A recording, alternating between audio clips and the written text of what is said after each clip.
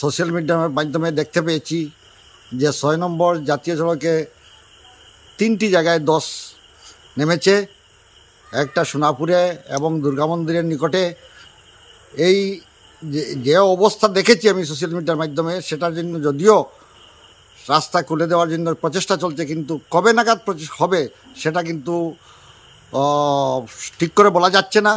তাই প্রায় ২৪ ঘন্টা অতিক্রান্ত হয়েছে, রাস্তাটি এখনও বন্ধ, অনেক মানুষ পায়ে হাঁটিয়ে পারাবার করছে এবং অনেক মানুষ আবদ্ধ অবস্থায় আছে। তাই যেহেতু আজকে আমাদের মাননীয় মুখ্যমন্ত্রী হিমন্ত বিশ্ব শর্মা মহাশয় বরাক সফরে আসছেন, তাই ওনার দৃষ্টিগোচর করে বলছি যে আমাদের এই ৬ নম্বর জাতীয় সড়কের দুরবস্থা স্থায়ী সমাধান করা হোক। না হয় আমাদের বরাক উপত্যকা বারবার প্রতি বছর বর্ষাকালে আমাদের বারবার এই রাস্তায় মানুষ ভোগান্তির শিকার হয়।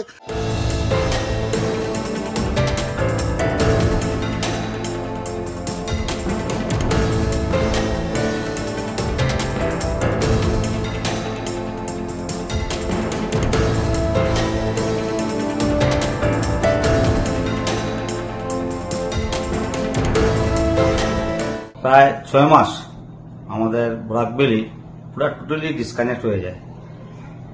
আজকে গত ২৪ ঘন্টা থেকে আমাদের শিলচর শিলং রোড বেহাল অবস্থা, ল্যান্ডস্লাইড হয়ে সোনাপুর থেকে দিগগাল হয়ে কালাইন পর্যন্ত যে অবস্থা বর্তমানের, মানুষ চলাচল করার কোনো অবস্থাই নেই। প্রায় হাজার হাজার গাড়ি আটকে আছে। যারা গুয়াহাটি থেকে যারা আসতে চাইছেন শিলচরে, এদিকে আসার কোনো উপায় নেই। আমাদের মাননীয় মুখ্যমন্ত্রী, উনি নেডার চেয়ারম্যান, শিলচর শহরে আসছেন। আমি ওনাকে অনুরোধ করব, আপনি তো ফ্লাইটে আসবেন, আম পাবলিক ফ্লাইটে যাওয়া সম্ভব নয়, কারণ অনেক রেট। আপনি যাওয়ার সময় যদি আপনি বাই রোডে একবার দেখে যান এই বরাকবেলি মানুষগুলার কি বর্তমানে কি অবস্থা, এই বেহাল অবস্থা মানুষ কিভাবে চলাফেরা করবে। আপনি নিজেই পিডব্লিউডি মিনিস্টার, তাই আমি আপনার কাছে অনুরোধ করছি যে আপনি যাওয়ার সময় যদি আপনি একবার বাই রোডে একবার দেখে যান মানুষের যে বেহাল অবস্থা।